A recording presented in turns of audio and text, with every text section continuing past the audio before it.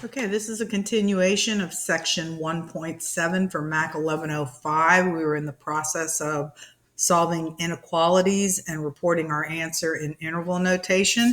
And we were on this example part D. We had gotten to this point, and so we're going to finish that problem.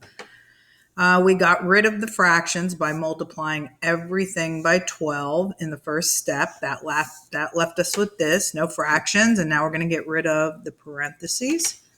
That'll give us 8x minus 6 plus 24 on the left side less than 2x minus 1. Then collecting like terms, we would have 8x. Combining the negative 6 and the positive 24 would leave us with 18.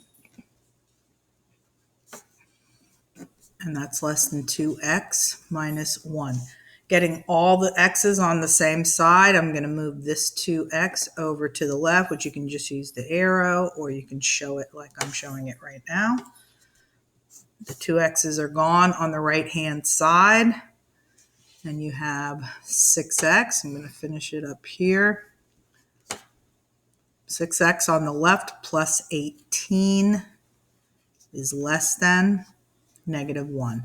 Moving the 18 to the other side, which is 6x is less than negative 19. And then finally dividing by 6. Notice that all I'm doing is dividing by a positive. That does not cause this to switch around. That's only when your last step is division by a negative or multiplication by a negative fraction. So I'm going to just divide. I'm going to retain that same direction, and I will have x is less than negative 19 sixths.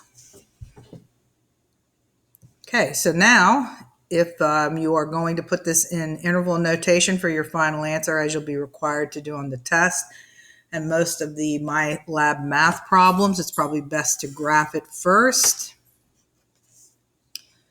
Here you're going less than negative 19 sixths. So all you need to do is mention the number or numbers that are in the actual inequality solution. So I'm just going to put negative 19 sixths here. And I'm going to show that I'm going less than. In a less than direction, you're always going to the left. I'm going to start from that particular number, moving out to the left and into negative infinity. When you go to read this answer, in order to make yourself talk about the smaller numbers first, you're going to talk about negative infinity all the way up to, you're always going to be reading the solution set left to right, so that you're stating the smaller numbers first and moving up to the larger numbers, which is a requirement of interval notation. Parentheses around this because the problem has no equal sign under the less than sign, and infinity symbols always get a parenthesis. Okay, now we move our attention to what's called a compound inequality.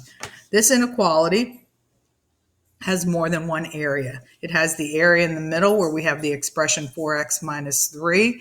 And when you read this out loud, this is read 4x minus 3. You read it from the middle, is in between. When both of these point in the same direction, that's read is in between 3 and 19.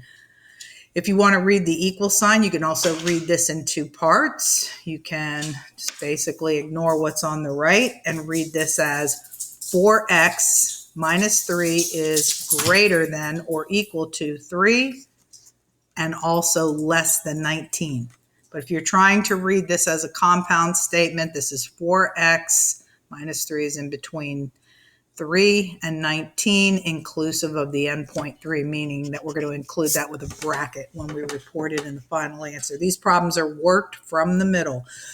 So if you're going to try and solve this, you'd be trying to isolate x just like you always are, removing anything that's added or subtracted first, and then removing multipliers last. So I'm going to add 3. Can't really do this with an arrow because you're working 3 different areas. Whatever you decide to do in the middle to get rid of this number that's either added or subtracted, you will mimic those moves on the 2 tail ends. So here I got this to go away, leaving just a 4x in the middle. Here you're going to have 3 plus 3 is 6. Here you're going to have 19 plus 3 is 22. Go back to the middle. You're always making your decisions about what to do to the three areas at the middle. You want to remove this multiplier of 4 through the inverse operation of division, and then, of course, use that same operation on the two tail ends. That gives you x in the middle. Here you can report this as 3 halves. You can reduce it to 3 halves. 2 goes into the top 3 times and into the bottom twice. And you can also reduce this tail end. So 2 goes into the top 11 times and into the bottom twice. Okay, when you go and state this answer as an interval, there is no infinity here. You're in between two numbers. You are literally on the graph. The picture is all the shading in between these two numbers. So again, all you need to mention, you don't have to mention 0, just the numbers that you see here. See, 3 halves would be on the left and 11 halves would be somewhere to the right of that because it's bigger.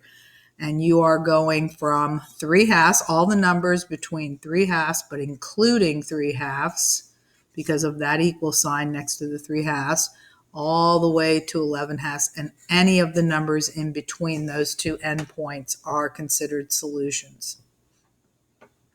Okay, this is the graph. And then from the graph, it is very easy to get the actual true interval notation, which is basically what you're seeing here, but without the number line.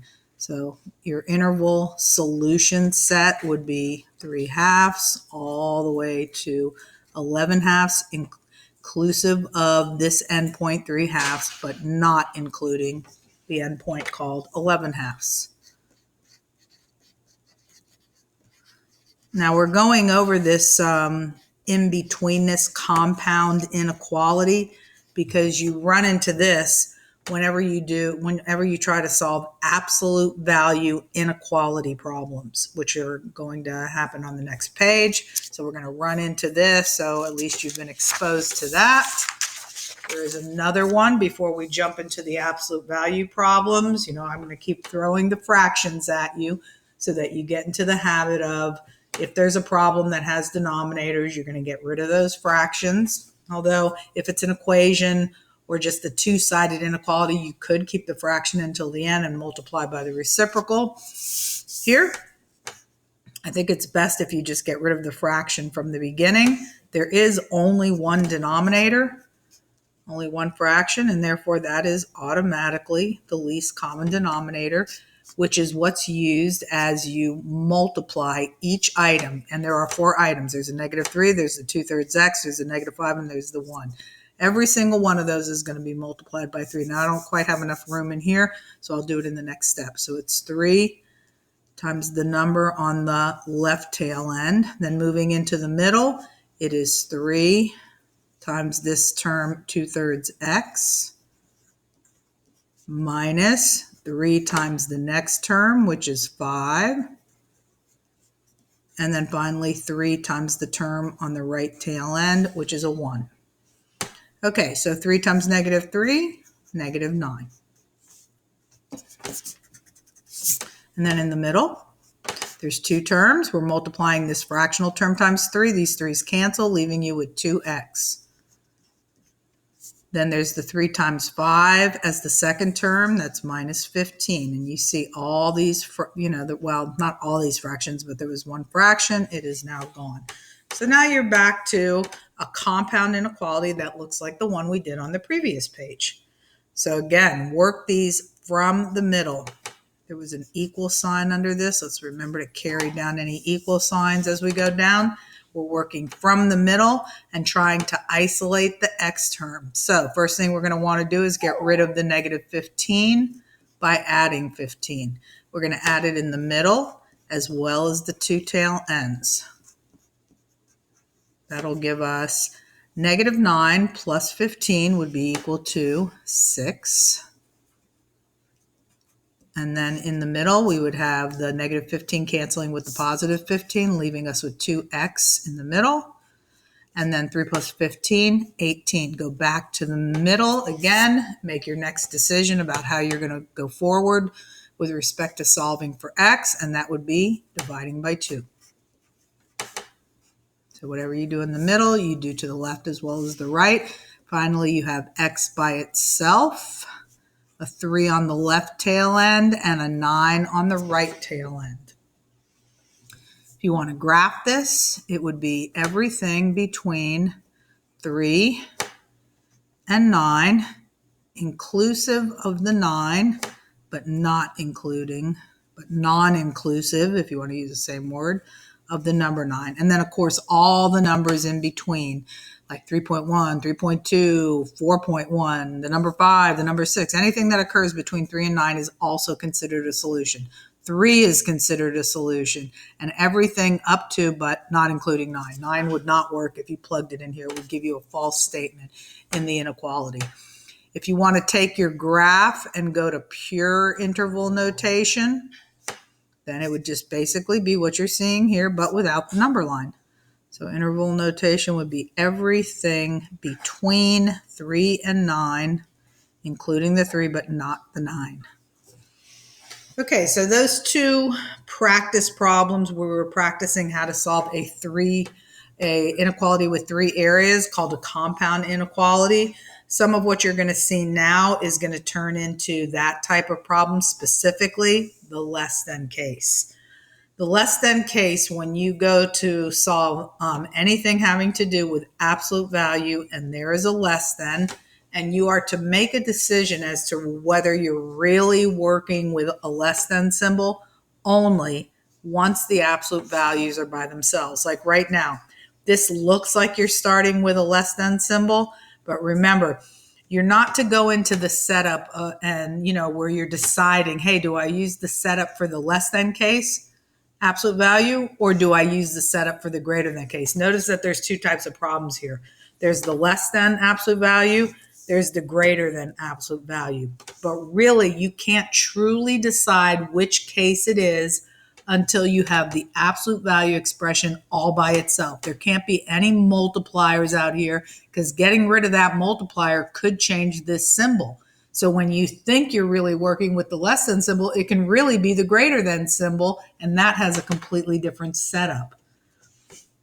Okay, so here the absolute value expression is already isolated. There's no numbers added or subtracted, although really it's only the multiplier that can possibly have the impact of changing this symbol into a greater than. But since there isn't anything out there that we need to get rid of, we can right now, as it is given to us, make the decision that this is the less than case. It is the less than absolute value case. Okay, and whenever you're in the less than absolute value case, this will be set up as an in-between inequality, just like you solved right up here, where you have an expression in between two tail end values. Okay, those values are going to come from right here. You're going to take the expression that's inside the absolute value and set it between. Now, if this inequality symbol does not have an equal sign, then yours won't have an inequality sign. And you're going to point both of these inequality symbols in the same direction that you're looking at here.